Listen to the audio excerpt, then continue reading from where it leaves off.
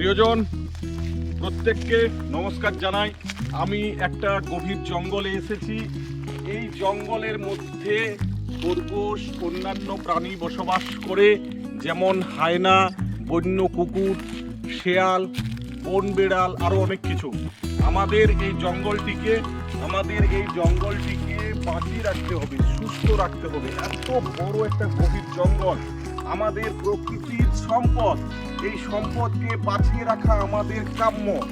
আমাদের পরিবেশকে সুস্থ রাখতে হলে আমাদের যাতে আগামী দিনে বিশ্ব উষ্ণায়ন না হয়, আমরা পরিবেশের ভারসাম্য বজায় রাখতে পারি, তাহলে আমরা এই জঙ্গল, এরকম আরো অনেক জঙ্গল গড়ে উঠবে, যাতে করে আমরা পর্যাপ্ত পরিমাণে অক্সিজেন পাবো। আগামী দিনে আমাদের বেঁচে থাকার রসদ যোগাবে এই সবুজায়ন। আমরা জানি যে একটি গাছ একটি প্রাণ। গাছ থাকলে শ্বাস থাকবে, কারণ গাছেদের মধ্যে আমাদের প্রাণ লুকিয়ে আছে। আমাদের প্রত্যেকটি মানুষকে সচেতন হতে হবে এই রূপ জঙ্গলটাকে যাতে কোনো দিন ভবিষ্যতে যাতে আগুন লাগানো না হয়।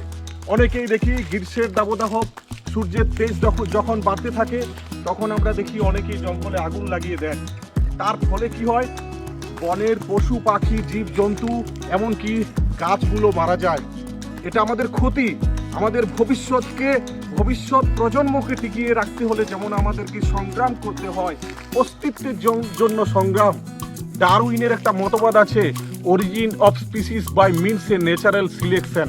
আমাদেরকে অস্তিত্বের জন্য লড়াই করি আমরা, কিন্তু আমরা যদি জঙ্গলটাকে টিকিয়ে রাখতে না পারি, যদি আমাদের প্রকৃতিকে আমরা বাঁচিয়ে রাখতে না পারি, তাহলে আমরা কিভাবে বেঁচে থাকবো?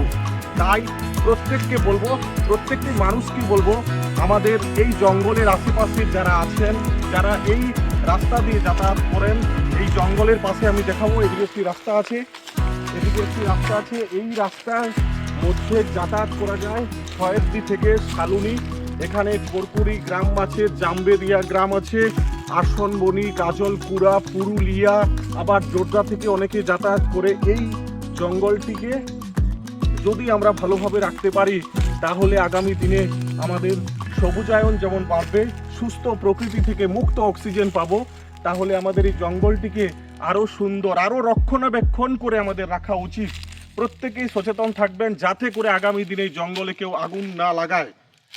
প্রত্যেককে অনুরোধ করব, যাতে আপনারা এই জঙ্গলে কেউ আগুন লাগাবেন না, কারণ এখানে অনেক প্রাকৃতিক দান, পশু পাখি, জীব জন্তু, কীট পতঙ্গ পর্যন্ত যাদেরকে বেঁচে থাকতে দেওয়া উচিত, তারা এই জঙ্গলে বিরাজ করেন, তারা বসবাস করেন।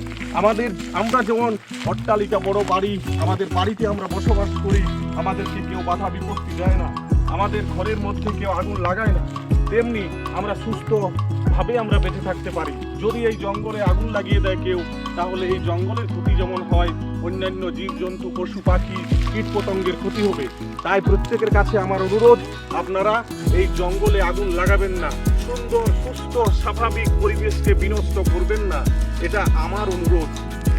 এই বলে আমি এই ভিডিওটি শেষ করছি।